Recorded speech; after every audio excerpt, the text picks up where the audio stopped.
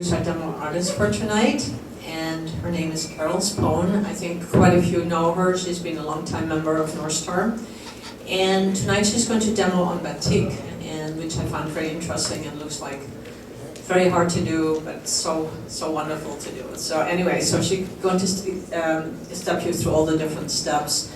Carol also does a lot of workshops and gives classes in her home in Batik and every other painting as well. There's a table to the side where you can purchase some of her patterns, paint. This is really bad. And what else do you have? Oh, you also have a DVD. But anyways, take a look at it during the break and see if it is something that you would like. So anyway, I'm just going to turn it over to Carol because she said she will tell you more about herself. And oh, good. Thanks for having me. My name is Carol Spohn, and I have been painting probably since '87, but unlike most of you, I started in acrylics and went to watercolor. And so I know some of you are just going to acrylics, some of you doing watercolor for years. Well, that was my first experience. I am trained as a decorative artist. And what that means to me is, doesn't mean I paint walls. It means it's a method of teaching. Everything is step by step. When we give a class, everybody is going to paint the same project. Everyone will think, and I'll tell you what colors to use. Most of my classes, I provide the paint. Tell you what brush to use. It's very step by step. It's teaching technique, okay? This Batik project, it's technique. And we all use line drawings for all my projects. What I do is I have typed up instructions and line drawings. So, it's drawn up or whatever, blown up, and then you can just trace the pattern. You go like that. Okay? So you don't have to draw. Sorry, friend. That's okay. But I didn't even work before I knew how to paint. And I had a friend that worked at the law office with me, and she was a decorative painter, and she wanted someone to paint with. And I go, no, I can't draw. I went art class in junior high, I can't draw. And she said, no, you don't have to. And she kind of talked me off the cliff a little bit, many times. And because we were able to use the line drawings and to go whatever, I was able to learn to paint and then to teach. And I still like the teaching almost as much as the painting. I really do like to teach. For decorative artists, we have conventions, and the big one is in Columbus, Ohio. It's called Hoot. There's catalogs. We submit. I can teach this project. Everybody paints the same thing. Hold it up like this, yeah. Okay? So it's all project orientated. So when I teach a class, it works really well. So, Batik. Okay. I've got all this stuff on my website too, okay, about what kind of paper and all this kind of stuff, okay. I also have a pattern instructional packet made up or whatever for this project that we're doing. When I was thinking about Batik, how is it different, why is it different? And I thought, it's all, if you think color book painting, because you outline it and then you paint the insides, and you can't get real creative because the paper's so fragile, you can't do a lot of scrubbing, which I love to do in my regular watercolors. And so I thought, well, okay, that works. Then I thought, coloring books. All of a sudden, I'm working too hard. So, still life make easy, huh? A coloring book. Is this brilliant or what? So, what I'm going to be demonstrating today is I started out with a line drawing by Camille Lasario. Did I say it right? And I decided, of course, it wasn't good enough, so I simplified it, and this is supposed to be with apples and a knife, and I took out all that detail. I'm not going to do oranges, but that's how I decided to teach this class, okay? But coloring books are fabulous sources for line drawings. Fabulous. Dover Publications has some really like fancy coloring books. So, I'll talk first about the paper. It's a rice paper. Any rice paper will work, but it can't have sizing in it. So I think mulberry paper might have sizing, I'm not sure. The paper I use is called gin washi, like martini gin washi, okay? And it comes in these big sheets, okay? It has little sticks in it, fibers. So sometimes you get slivers, seriously. When it's dry, it's pretty tough, okay? When it's wet, you will easily put a finger through it. I wet something here. And therein lies part of the problem with this whole process, because it's very easy to put a finger in it. Okay? So, dry, fine, wet, watch out. Okay, watch the fingernails especially. Okay?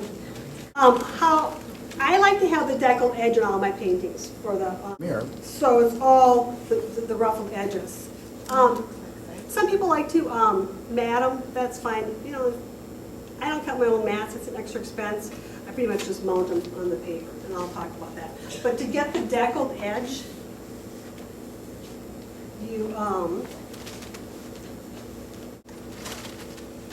arbitrarily right here. This is going to be nice line. Just wet it with water. Okay, that's going to get the paper soft, right? And then you can just tear it. I never tear straight, so if I have this board, at least the board's straight. Yeah, so, and you just can just rip it like that. Okay? So that's pretty slick. Now it's wet, so it's got to dry.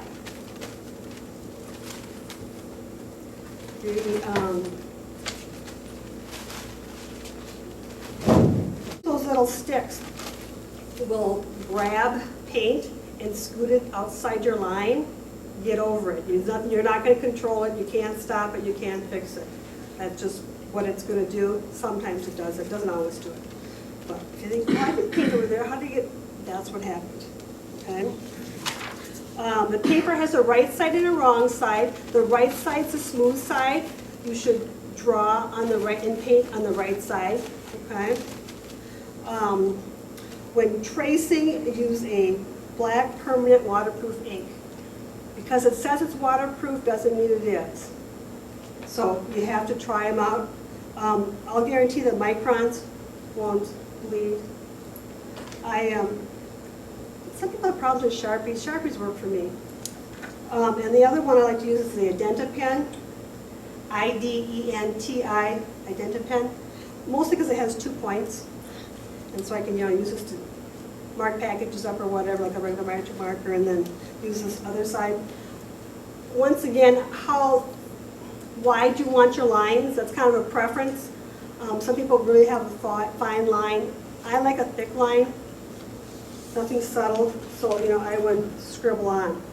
When you're tracing your pattern, paper down, you put your tracing on top of it. Okay? And then you would take your pen and you would outline stuff. You can't, if you hold it really still, you're going to get a blob. No, it won't do it. But you'll get a blob, okay? So you have to move quick enough so that you don't, it doesn't, the rice paper doesn't absorb it too much. And you also can't press too hard because when you come to a stick, you got to kind of like go over the speed bump. So, you got to kind of go a little bit faster. Then do a sketchy line if you want. Whatever, okay?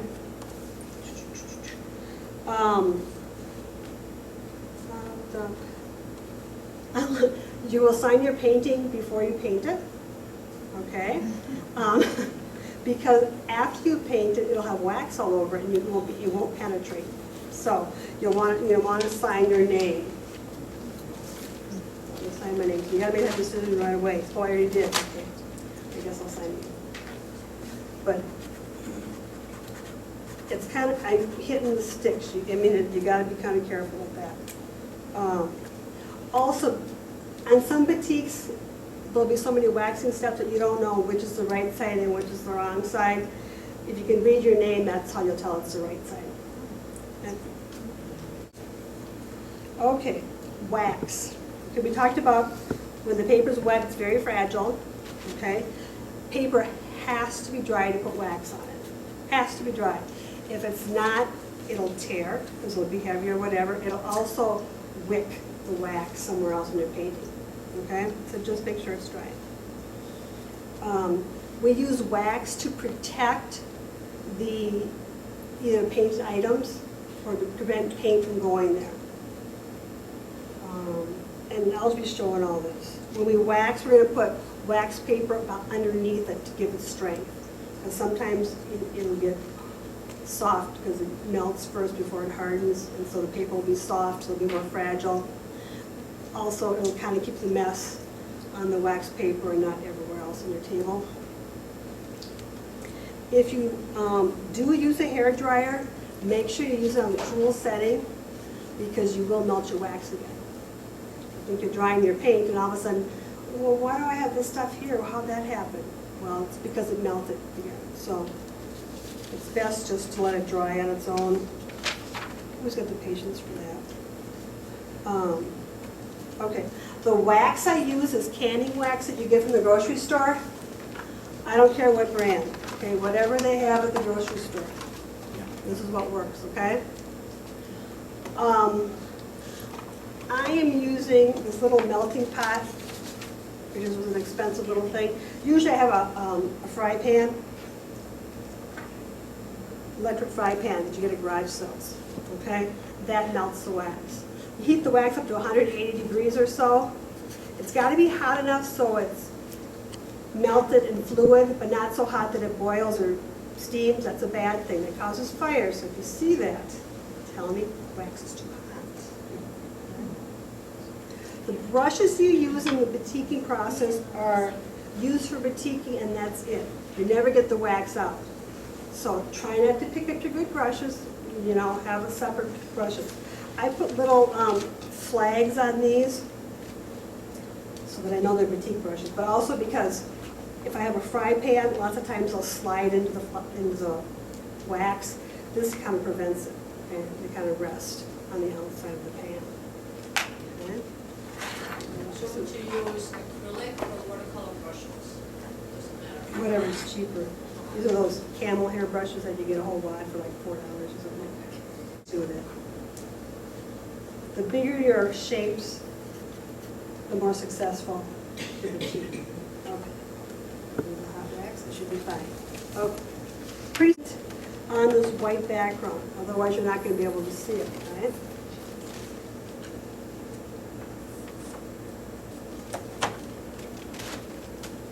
This way.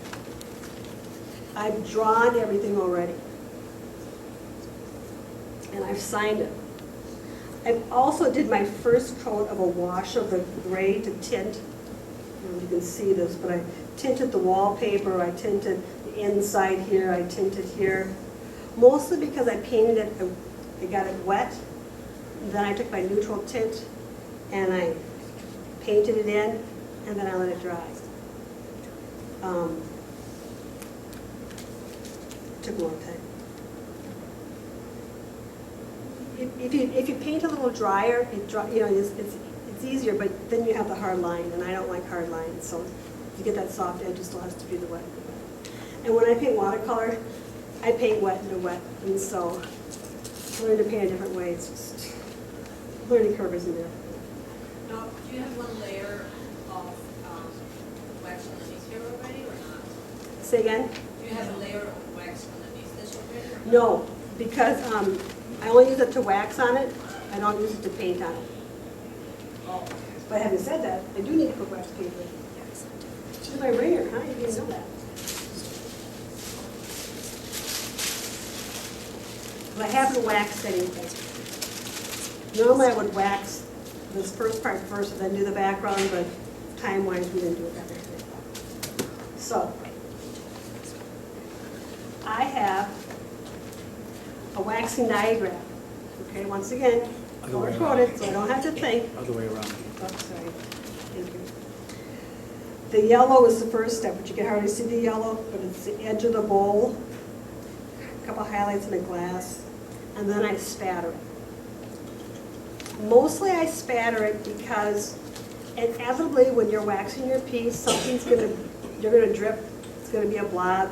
And if it's your only blob, it's gonna be a mistake. And you're gonna get all stressed out. It's just paint and water. We're not curing cancer here. Let's have fun. So I spatter. Okay? So, I've got a brush in here getting warm. And then I'm gonna look at my map and think, okay.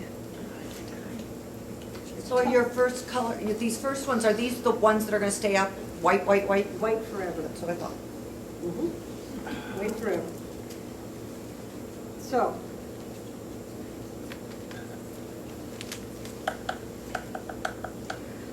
when you're waxing, the first time you hit your paper, that's gonna be the biggest blob. Okay? Much like if you're painting with a brush. If you hit the edge of the pan, you won't get as big of a blob. Also, when you do it, if you put the brush kind of in the inside of your highlight instead of the very edge, you might have a better chance of getting it. We're just going to kind of gently use there, and I'm going to highlight the rim of this bowl to keep it white.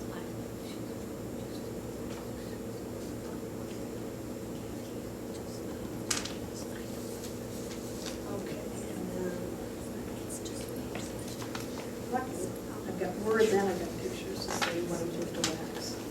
So on my instructions, it says to transfer the pattern, and then it says to wax out.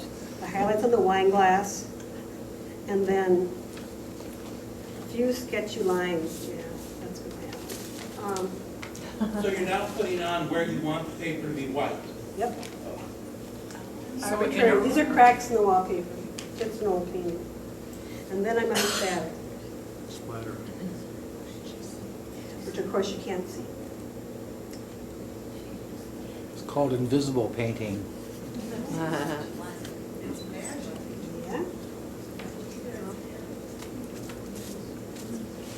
I've got some.